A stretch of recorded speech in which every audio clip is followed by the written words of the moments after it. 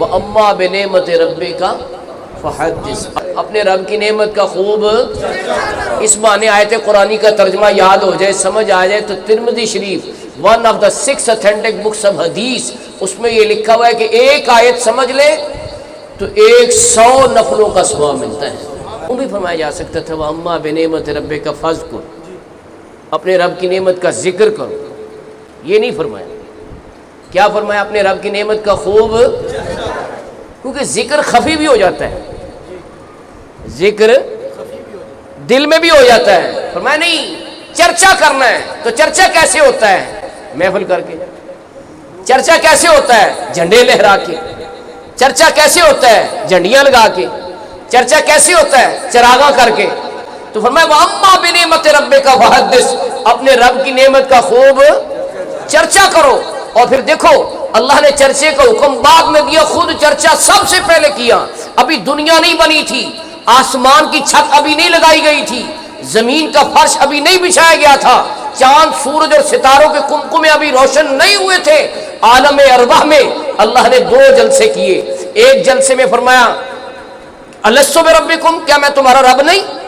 سب نے کہا یا اللہ کیوں نہیں تو ہمارا رب ہے، محفل ختم کر۔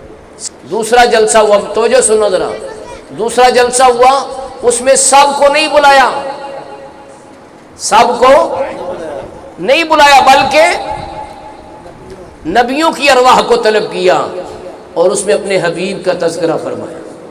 یہاں رک کر ایک بات کہنا چاہتا ہوں کہ محبوب کی محفل کو محبوب سجاتے ہیں، آتے ہیں وہی جن کو، تو سب سے پہلے تو جو عالمی ارواح میں جلسہ ہوا تھا نا، اس میں سب کو نہیں بلایا دوسرے جلسے میں، بلکہ صرف نبیوں کو طلب فرما کے اپنے حبیب کا ذکر سنایا اور قرآن کریم میں اس کا تذکرہ کیا۔ وَإِذَا أَخَذَ اللَّهُ مِيثَاقَ النَّبِيِّينَ، یاد کرو جب اللہ نے نبیوں سے پکا وعدہ لیا، لَمَا آتَيْتُكُم مِّن كِتَابٍ وَحِكْمَةٍ، جب میں تمہیں کتاب و حکمت عطا کروں، ثُمَّ جَاءَكُمْ رَسُولٌ، پھر وہ عظمت والا رسول تشریف لائے، پھر وہ عظمت والا رسول تشریف لائے، مصدق لما معکم، جو تمہارے پاس اس کی تصدیق کرتا ہوا، تو تم نے کیا کرنا ہے؟ لَتُؤْمِنُنَّ بِهِ وَلَتَنْصُرُنَّهُ، تم نے ضرور ان پہ ایمان لانا ہے اور ضرور ان کی مدد کرنی ہے۔ قَالَ أَأَقْرَرْتُمْ، کیا تم نے اقرار کیا؟ وَأَخَذْتُمْ عَلَىٰ ذَلِكُمْ إِصْرِي، اس پر میرا بھاری ذمہ قبول کیا؟ قَالُوا أَقْرَرْنَا، سب بولے یا اللہ ہم نے اقرار کیا، ہم نے۔ اب وہ پہلے جلسہ توحید کو ذہن میں رکھ کر اس مضمون کو سنے تو پھر آپ کو سمجھ آئے گی کہ اس میں صرف اتنا کہا تھا کیا میں تمہارا رب نہیں، بات ختم کر دی، اور اس میں فرمایا کیا اقرار کیا؟ یا اللہ ہم نے اقرار کیا، اس پہ بھی بات ختم نہیں ہوئی۔ فرمایا قال فاشہدوا، ایک دوسرے پہ گواہ ہو جاؤ، ایک دوسرے پہ کیا ہو جاؤ؟ نبی حالانکہ معصوم عن الخطا ہوتے ہیں، فرشتے اور نبی معصوم عن الخطا ہوتے ہیں، ان سے خطا کا صدور ممکن نہیں، لیکن ان سے اتنے وعدے لیے جا رہے ہیں کہ کیا تم نے اقرار کیا؟ سب نے کہا یا اللہ ہم نے اقرار کیا۔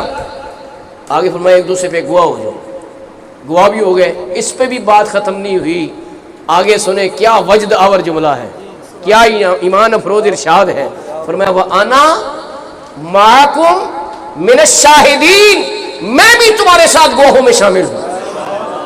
یہ جو وعدے لیے گئے ہیں اس میں میں بھی تمہارے ساتھ گواہوں میں شامل ہوں۔ ابھی بھی بات ختم نہیں ہوئی، آگے فرمایا فَمَن تَوَلَّى بَعْدَ ذَلِكَ فَأُولَٰئِكَ هُمُ الْفَاسِقُونَ، اس کے بعد بھی کہ قول قرار ہوئے ہیں، گواہیاں مقرر ہوئی ہیں، خود رب گواہوں میں شامل ہوا ہے، اس کے بعد بھی اگر کوئی پھر جائے تو فرمایا یہی لوگ ہیں جو فاسقوں میں سے ہیں، نافرمانوں میں سے ہیں۔ نبی تو نافرمان نہیں ہو سکتے، ان کو کہہ کر امتوں کو بتایا جا رہا ہے کہ ذکر مصطفیٰ سے منہ نہ موڑنا، ذکر مصطفیٰ سے روح گردانی نہ کرنا، شان مصطفیٰ میں کمی نہ کرنا، عظمت مصطفیٰ کے اقرار میں جو ہے وہ انکار نہ کرنا، یہ ان سے وعدے لیے جا رہے ہیں۔ اعلیٰ حضرت امام محمد رضا رحمۃ اللہ علیہ فرماتے ہیں اس آیت میں 16 قسم کی تاکیدیں ہیں۔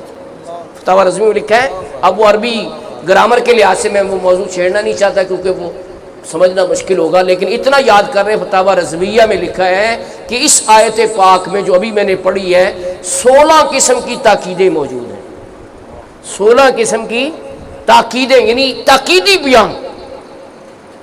اب نبیوں کی ڈیوٹی لگی، اعلیٰ آگے سے یہ لکھتے ہیں کہ فرائض نبوت میں شامل تھا ہر نبی کے کہ اپنے اپنے وقت میں حضور کا ذکر کریں کہ وہ آنے والے ہیں، وہ یہ فرائض نبوت میں شامل تھا۔ یہ فتاوی رضویہ میں لکھا ہے کہ ہر نبی کی ڈیوٹی لگ گئی کہ میرے حبیب کا تم نے تذکرہ کرنا ہے کہ وہ آنے والے ہیں، جن کے لیے دنیا بنی ہے وہ آنے والے ہیں، جن کے لیے آسمان کی چھت بنی ہے وہ آنے والے ہیں، جن کے لیے جنت سجائی گئی ہے وہ آنے والے ہیں، مدینے والے مصطفیٰ آنے والے ہیں۔